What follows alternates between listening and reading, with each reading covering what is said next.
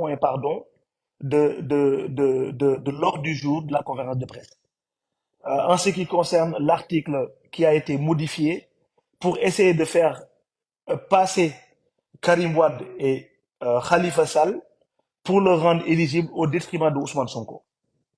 Juste pour voir Sénégalais, pourquoi nous, on n'a pas voulu voter ce projet de loi? Pourquoi on l'a rejeté? Parce qu'il y a 6 mois de cela, notre frère Guy Marius Sagna avait déposé un projet de loi qui consistait à modifier l'article 57, pardon, pour enlever le mot électeur. Mot bi nga xam ne tey suñu ko dindi woon, quelqu'un qui est frappé par une condamnation à sursis, quelqu'un qui est frappé par ce qu'on appelle les délits de presse, ça ne lui aurait pas garanti, en tout cas, de participer aux élections comme tout justiciable, comme toute personne capable de pouvoir incarner le pouvoir. Mais jàpp leen ne ce projet de loi boobu noonu bi ñu ko tegee ci bureau de l'Assemblée nationale, le président de l'Assemblée nationale l'a mis à la poubelle. Le président de l'Assemblée, de manière sciemment, l'a mis à la poubelle. Alors que cette modification de l'article aurait permis à toutes les personnes yi nga xam ne bëgg nañu bokk, même s'ils sont frappés d'une condamnation, qu'ils puissent le faire. Xam nga kon groupe Yewwi Askan Wi seen liggéey wàcc na, def nañ li ñu waroon def. Donc ils ont organisé ce dialogue là. Du ma nekk di revenir ci dialogue yi kii war a dem, etc. Les gens, il faut qu'ils assument leur position.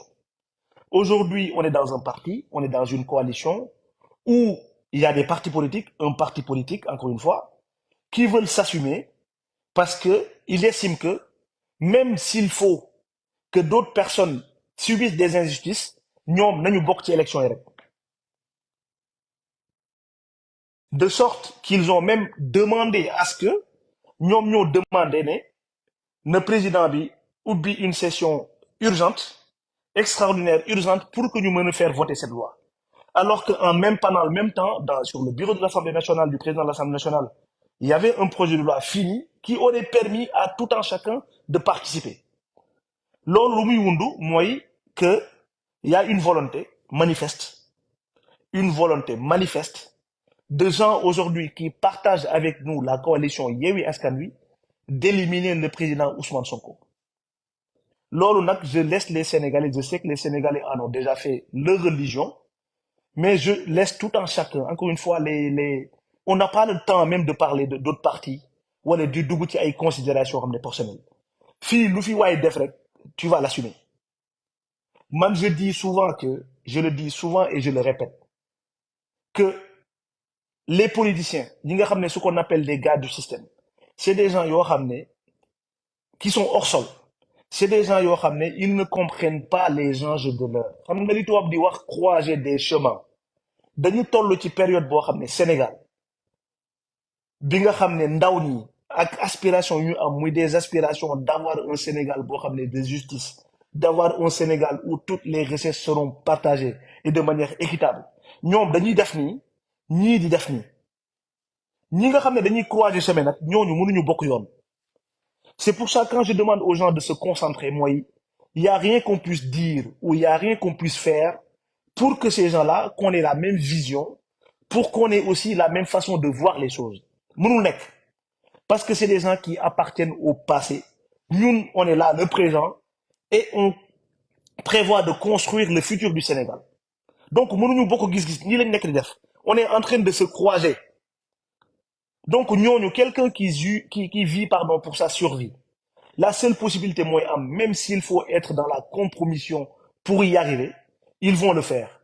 Et c'est ce que ces gens-là ont fait à l'Assemblée nationale de manière scandaleuse et déplorable, de tout faire pour essayer de faire en sorte d'écarter l'opposant, le seul d'ailleurs farouche au régime de Macky Sall, et c'est peine perdue. Parce que si c'était juste pour Nabokorek, aujourd'hui, Ousmane Sonko serait la tête de tous comment dire, des candidats déclarés. Si tolof yi nga xam ne moom la ñuy dund tey bam ñu amenez-nous les prisonniers, le président Sonko qui a été emprisonné, parce qu'on a toujours su dire non à Macky Sall, parce que Pastef a toujours vendu aux Sénégalais qu'il ne rentrerait jamais dans une compromission, qu'il ne va jamais dealer sur le dos des Sénégalais. Lini mon moo xew Assemblée nationale. Que les Sénégalais le comprennent, que les Sénégalais en prennent garde, que les Sénégalais xam suba nan la ñuy interpréter loolu noonu. C'est aussi simple que ça. Et que chacun prenne ses responsabilités.